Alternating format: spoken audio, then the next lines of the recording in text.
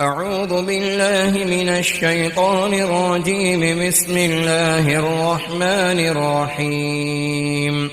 واعلموا أنما غنمتم من شيء فأن لله خمسه وللرسول ولذي القربى واليتامى والمساكين وابن السبيل إن كنتم آمنتم بالله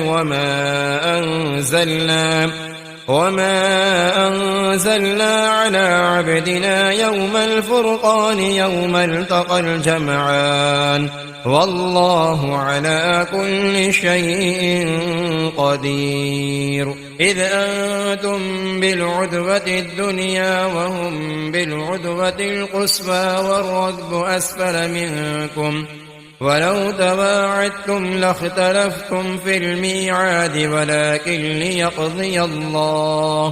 ولكن ليقضي الله أمرا كان مفعولا ليهلك من هلك عن بينة ويحيى من حي عن بينة وإن الله لسميع عليم. إذ يريكهم الله في منامك قليلا ولو أراكهم كثيرا لفشلتم ولتنازعتم في الأمر ولكن الله سلم إنه عليم بذات الصدور. وإذ يريكموهم إذ التقيتم في أعينكم قليلا ويقللكم في أعينهم ليقضي الله أمرا كان مفعولا وإلى الله ترجع الأمور. يا أيها الذين آمنوا إذا لقيتم فئة فاثبتوا واذكروا الله كثيرا لعلكم تفلحون. وأطيعوا الله ورسوله ولا تنازعوا فتفشلوا وتذهب ريحكم واصبروا إن الله مع الصابرين.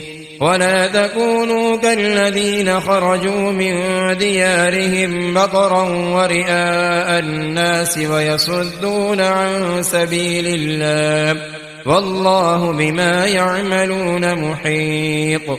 وإذ زين لهم الشيطان أعمالهم وقال لا غالب لكم اليوم من الناس وإني جار لكم فلما تراءت الفئتان نقص على عقبيه وقال إني بريء منكم إني أرى ما لا ترون إني أخاف الله والله شديد العقاب.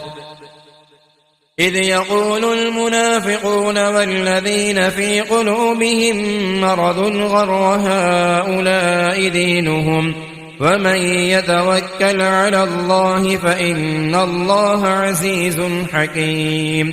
ولو ترى إذ يتوفى الذين كفروا الملائكة يضربون وجوههم وأدبارهم وذوقوا عذاب الحريق ذلك بما قدمت أيديكم وأن الله ليس بظلام للعبيد.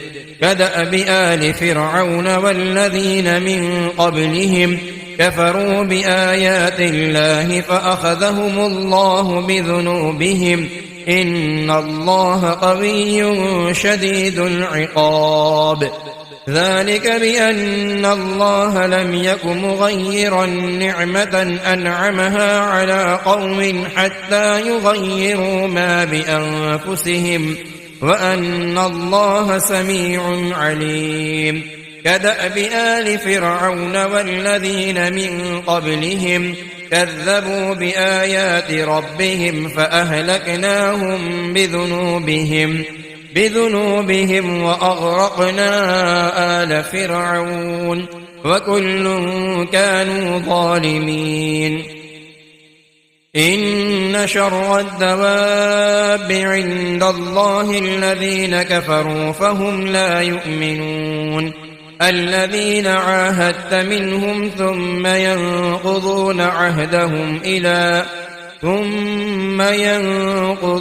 عهدهم في كل مرة وهم لا يتقون. فإما تثقفنهم في الحرب فشرد بهم من خلفهم لعلهم يذكرون. وإما تخافن من قوم خيانة فانبذ إليهم على سواء إن الله لا يحب الخائنين. ولا يحسبن الذين كفروا سبقوا إنهم لا يعجزون. وأعدوا لهم ما استطعتم من قوة ومن رباط الخيل ترهبون به عدو الله وعدوكم وآخرين من دونهم لا تعلمونهم الله يعلمهم. وما تنفقوا من شيء في سبيل الله يوفى إليكم وأنتم لا تظلمون. وإن جنحوا للسلم فاجنح لها وتوكل على الله إنه هو السميع العليم. وإن يريدوا أن يخدعوك فإن حسبك الله هو الذي أيدك بنصره وبالمؤمنين. وألف بين قلوبهم لو أنفقت ما في الأرض جميعا ما ألفت بين قلوبهم ولكن الله ألف بينهم إنه عزيز حكيم. يا أيها النبي حسبك الله ومن اتبعك من المؤمنين. يا أيها النبي حرض المؤمنين على القتال إن يكن منكم 20 صابرون يغلبوا 200 وإن يكن منكم 100 يغلبوا 1000 من الذين كفروا بأنهم قوم لا يفقهون. الآن خفف الله عنكم وعلم أن فيكم ضعفا فإن يكن منكم 100 صابرة يغلبوا 200 وإن يكن منكم 1000 يغلبوا 2000 بإذن الله والله مع الصابرين. ما كان لنبي أن يكون له أسرى حتى يثخن في الأرض تريدون عرض الدنيا والله يريد الآخرة والله عزيز حكيم. لولا كتاب من الله سبق لمسكم فيما أخذتم عذاب عظيم. فكلوا مما غنمتم حلالا طيبا واتقوا الله إن الله غفور رحيم. يا أيها النبي قل لمن في أيديكم من الأسرى إن يعلم الله في قلوبكم خيرا يؤتكم خيرا مما أخذ منكم ويغفر لكم والله غفور رحيم. وإن يريدوا خيانتك فقد خانوا الله من قبل فأمكن منهم والله عليم حكيم. إن الذين آمنوا وهاجروا وجاهدوا بأموالهم وأنفسهم في سبيل الله والذين آووا ونصروا أولئك بعضهم أولياء بعض والذين آمنوا ولم يهاجروا ما لكم من ولايتهم من شيء حتى يهاجروا. وإن استنصروكم في الدين فعليكم النصر إلا على قوم بينكم وبينهم ميثاق والله بما تعملون بصير. والذين كفروا بعضهم أولياء بعض إلا تفعلوه تكن فتنة في الأرض وفساد كبير والذين آمنوا وهاجروا وجاهدوا في سبيل الله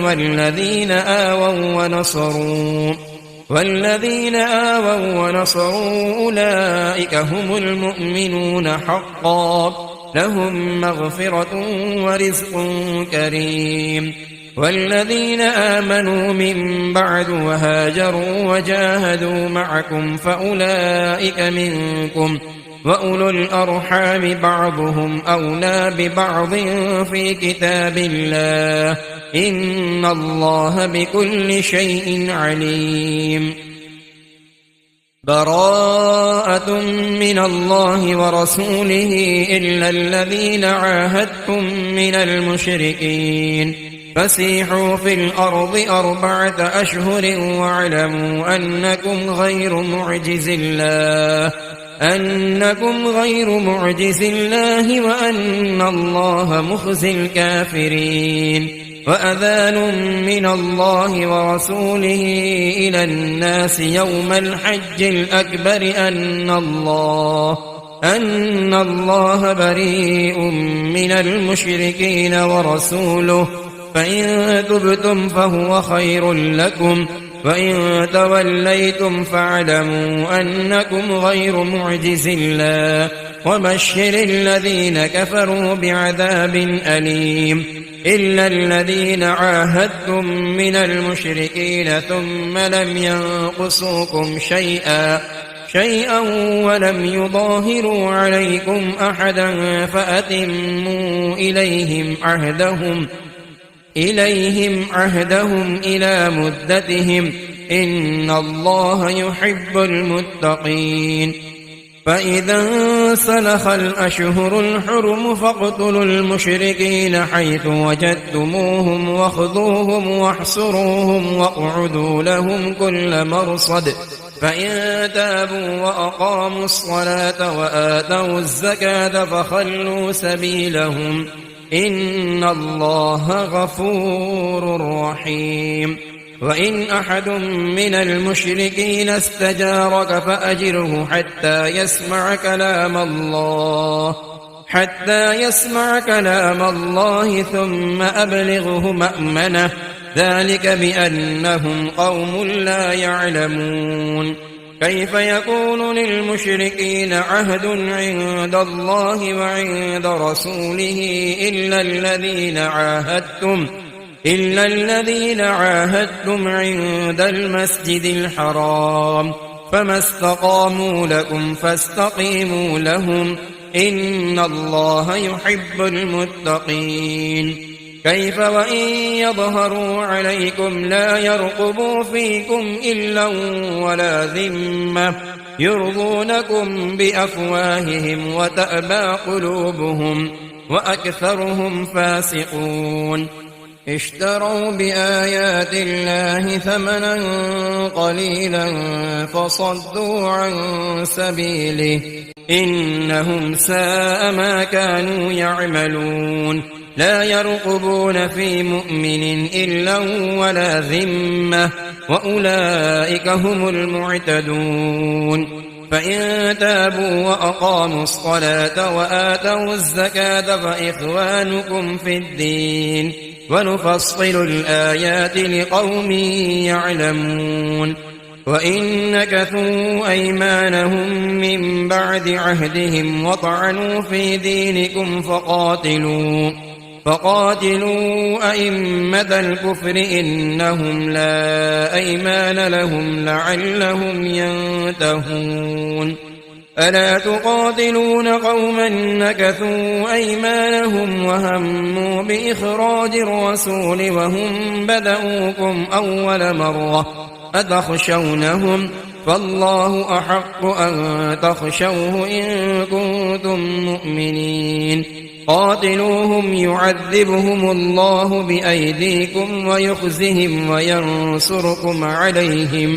وينصركم عليهم ويشف صدور قوم مؤمنين ويذهب غيظ قلوبهم ويتوب الله على من يشاء والله عليم حكيم.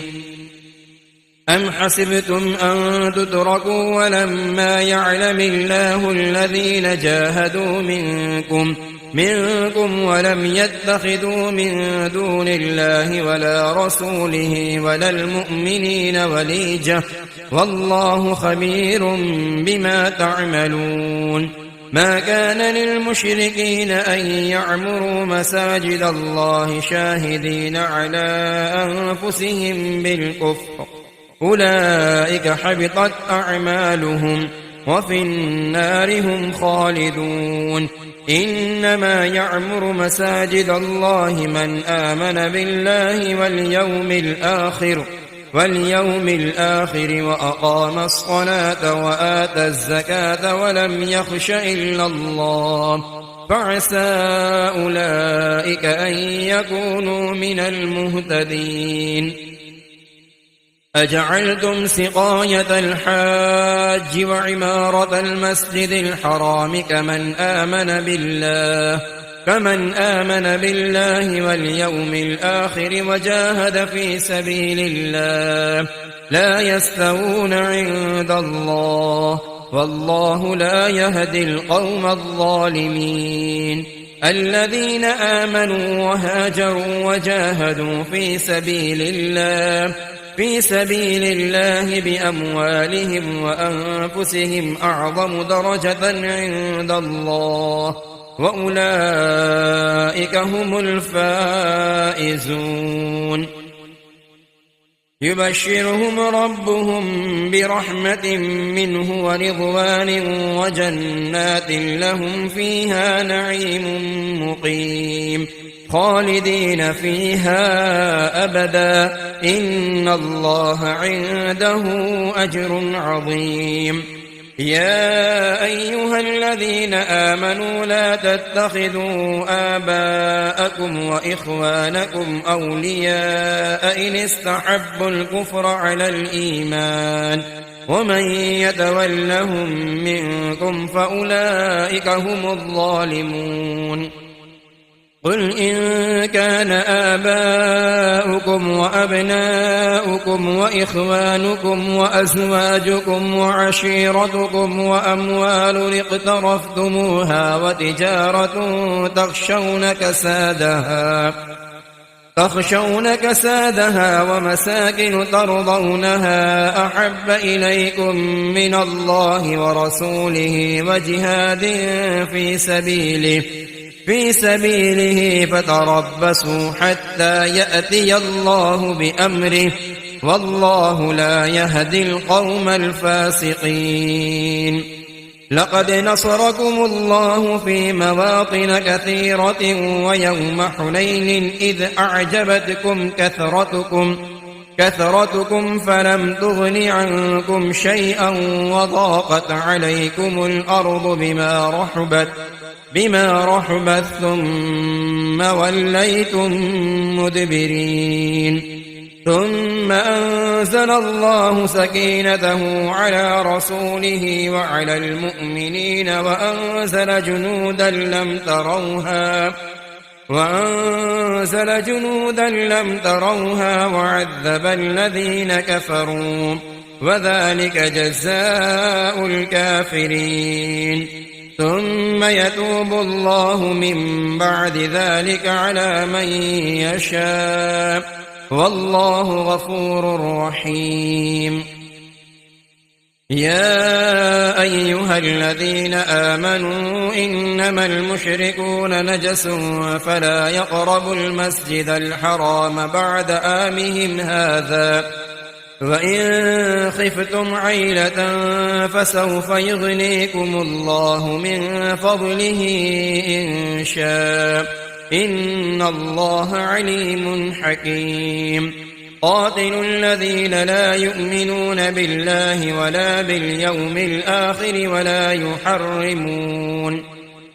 ولا يحرمون ما حرم الله ورسوله ولا يدينون دين الحق من الذين أوتوا الكتاب حتى يعطوا الجزية عن يد وهم صاغرون.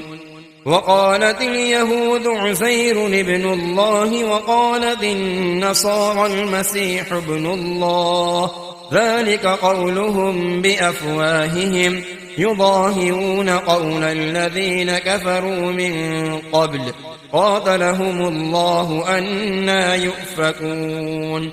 اتخذوا أحبارهم ورهبانهم أربابا من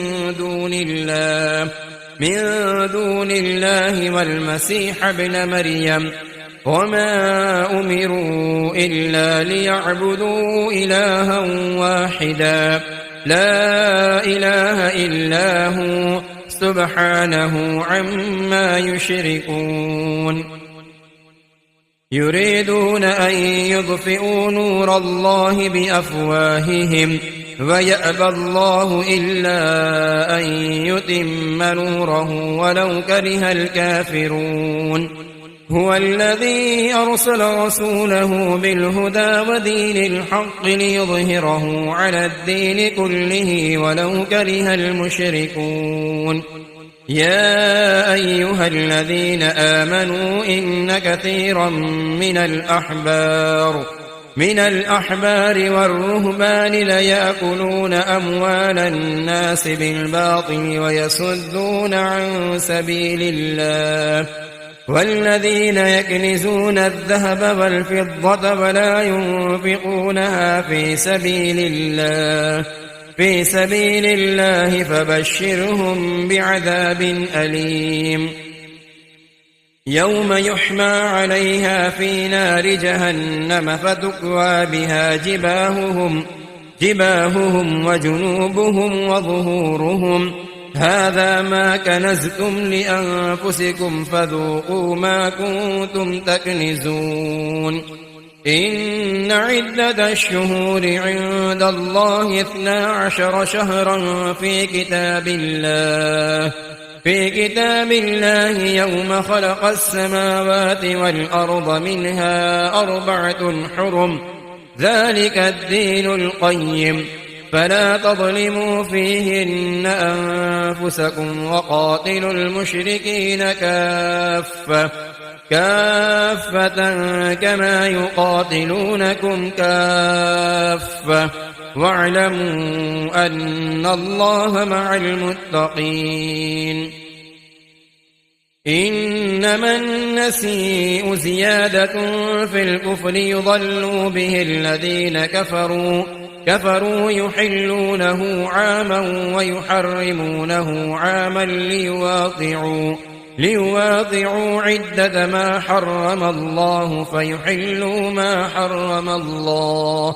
زين لهم سوء أعمالهم والله لا يهدي القوم الكافرين. يا أيها الذين آمنوا ما لكم إذا قيل لكم انفروا في سبيل الله اثاقلتم إلى الأرض أرضيتم بالحياة الدنيا من الآخرة فما متاع الحياة الدنيا في الآخرة إلا قليل. إلا تنفروا يعذبكم عذابا أليما ويستبدل قوما غيركم ولا تضروه شيئا والله على كل شيء قدير. إلا تنصروه فقد نصره الله إذ أخرجه الذين كفروا ثاني اثنين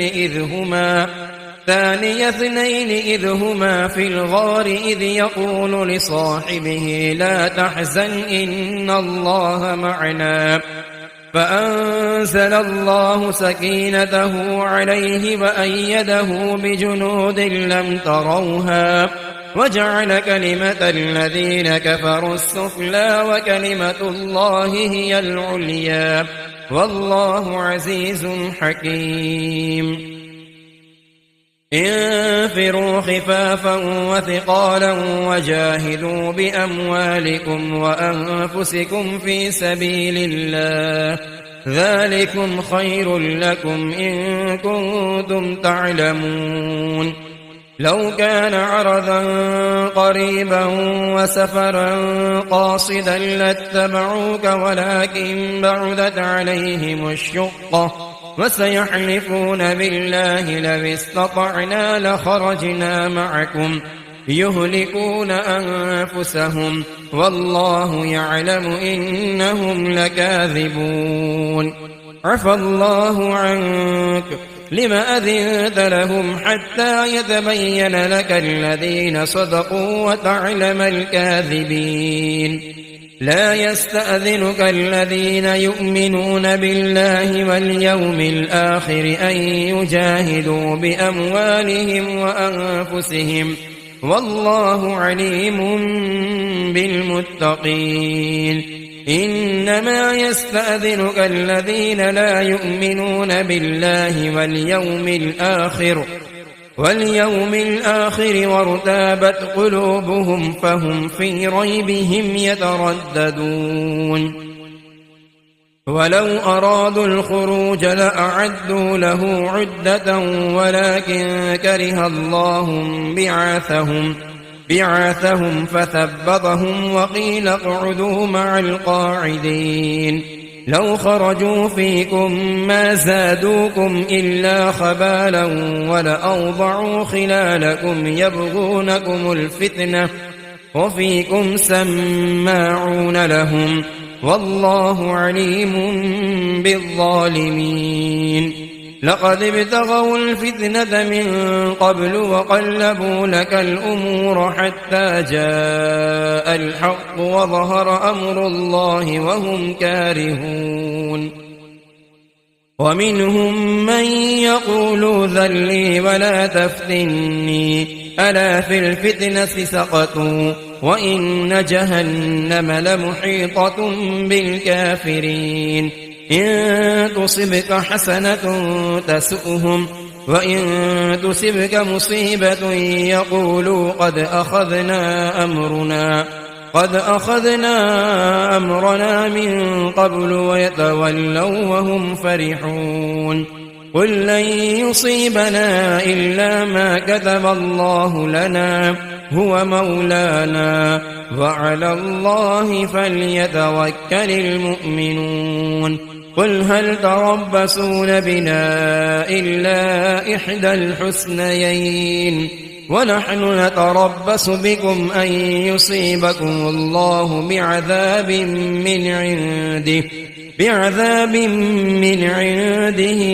أو بأيدينا فتربصوا إنا معكم متربصون قل أنفقوا طوعا أو كرها لن يتقبل منكم إنكم كنتم قوما فاسقين وما منعهم أن تقبل منهم نفقاتهم إلا أنهم كفروا بالله وبرسوله ولا يأتون الصلاة إلا وهم كسالى ولا ينفقون إلا وهم كارهون فلا تعجبك أموالهم ولا أولادهم إنما يريد الله ليعذبهم بها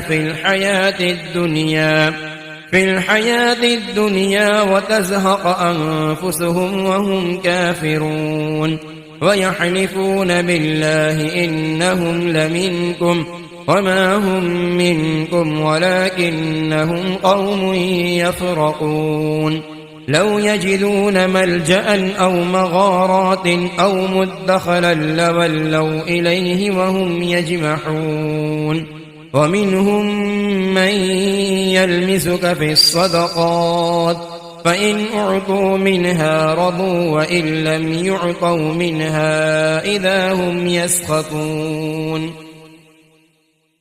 ولو أنهم رضوا ما آتاهم الله ورسوله وقالوا حسبنا الله سيؤتينا الله من فضله ورسوله إنا إلى الله راغبون إنما الصدقات للفقراء والمساكين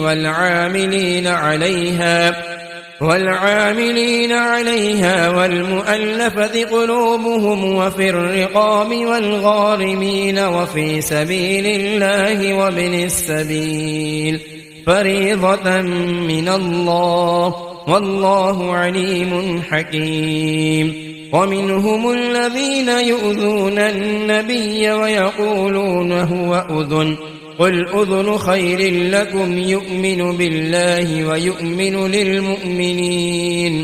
ويؤمن للمؤمنين ورحمة للذين آمنوا منكم والذين يؤذون رسول الله لهم عذاب أليم. يحلفون بالله لكم ليرضوكم والله ورسوله أحق أن يرضوه إن كانوا مؤمنين. ألم يعلموا أنه من يحادد الله ورسوله فأن له نار جهنم خالدين فيها ذلك الخزي العظيم. يحذر المنافقون أن تنزل عليهم سورة تنبئهم بما في قلوبهم قل استهزئوا إن الله مخرج ما تحذرون.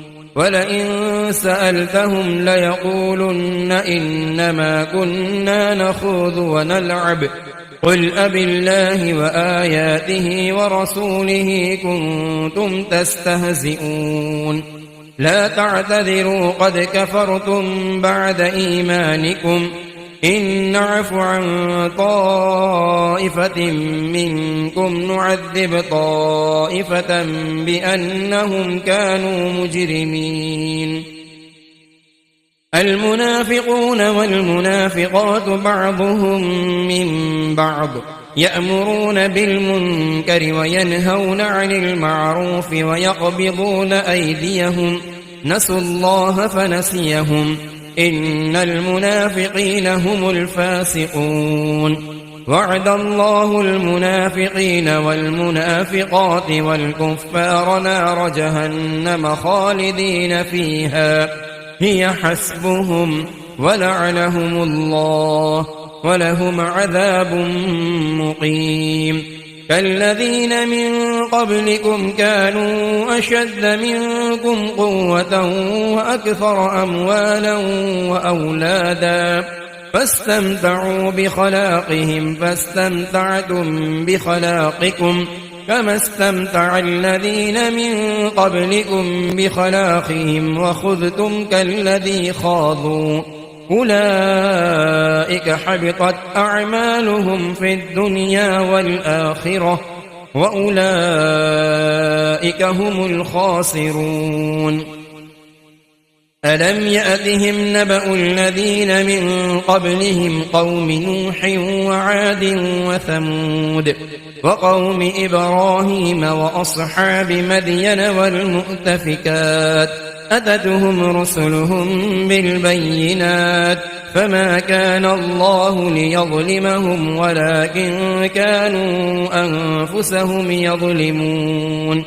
والمؤمنون والمؤمنات بعضهم أولياء بعض يأمرون بالمعروف وينهون عن المنكر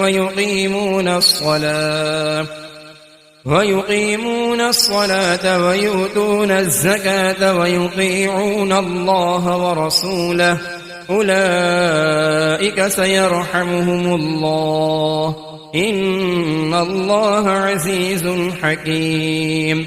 وعد الله المؤمنين والمؤمنات جنات تجري من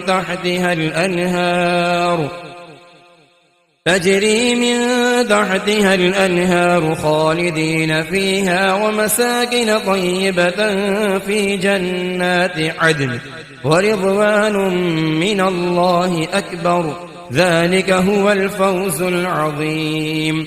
يا أيها النبي جاهد الكفار والمنافقين واغلظ عليهم ومأواهم جهنم وبئس المصير يحلفون بالله ما قالوا ولقد قالوا كلمة الكفر وكفروا بعد إسلامهم وهموا بما لم ينالوا وما نقموا إلا أن أغناهم الله ورسوله من فضله فإن يتوبوا يك خيرا لهم وإن يتولوا يعذبهم الله عذابا أليما في الدنيا والآخرة وما لهم في الأرض من ولي ولا نصير ومنهم من عاهد الله لئن آتانا من فضله لنصدقن ولنكونن من الصالحين فلما آتاهم من فضله بخلوا به وتولوا وهم معرضون فأعقبهم نفاقا في قلوبهم إلى يوم يلقونه بما أخلفوا الله ما وعدوه وبما كانوا يكذبون ألم يعلموا أن الله يعلم سرهم ونجواهم وأن الله علام الغيوب الذين يلمزون المطوئين من المؤمنين في الصدقات والذين لا يجدون إلا جهدهم فيسخرون منهم سخر الله منهم ولهم عذاب أليم استغفر لهم أو لا تستغفر لهم إن تستغفر لهم 70 مرة فلن يغفر الله لهم ذلك بأنهم كفروا بالله ورسوله والله لا يهدي القوم الفاسقين فرح المخلفون بمقعدهم خلاف رسول الله وكرهوا أن يجاهدوا بأموالهم وأنفسهم في سبيل الله وقالوا لا تنفروا في الحر قل نار جهنم أشد حرا لو كانوا يفقهون فليضحكوا قليلا وليبكوا كثيرا جزاء بما كانوا يكسبون فإن رجعك الله إلى طائفة منهم فاستأذنوك للخروج فقل لن تخرجوا معي أبدا ولن تقاتلوا معي عدوا إنكم رضيتم بالقعود أول مرة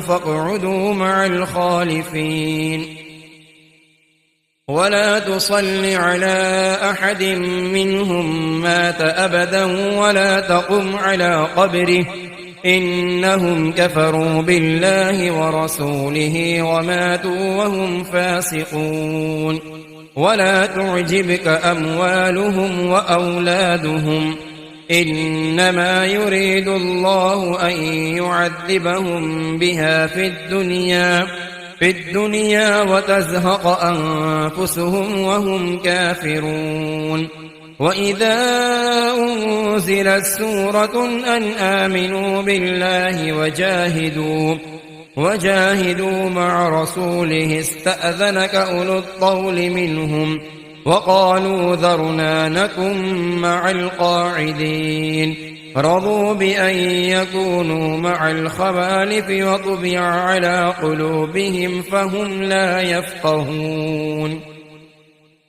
لكن الرسول والذين آمنوا معه جاهدوا بأموالهم وأنفسهم وأولئك لهم الخيرات وأولئك هم المفلحون أعد الله لهم جنات تجري من تحتها الأنهار خالدين فيها، ذلك الفوز العظيم. وجاء المعذرون من الأعراب ليؤذن لهم، وقعد الذين كذبوا الله ورسوله، فيصيب الذين كفروا منهم عذاب أليم. ليس على الضعفاء ولا على المرضى ولا على الذين لا يجدون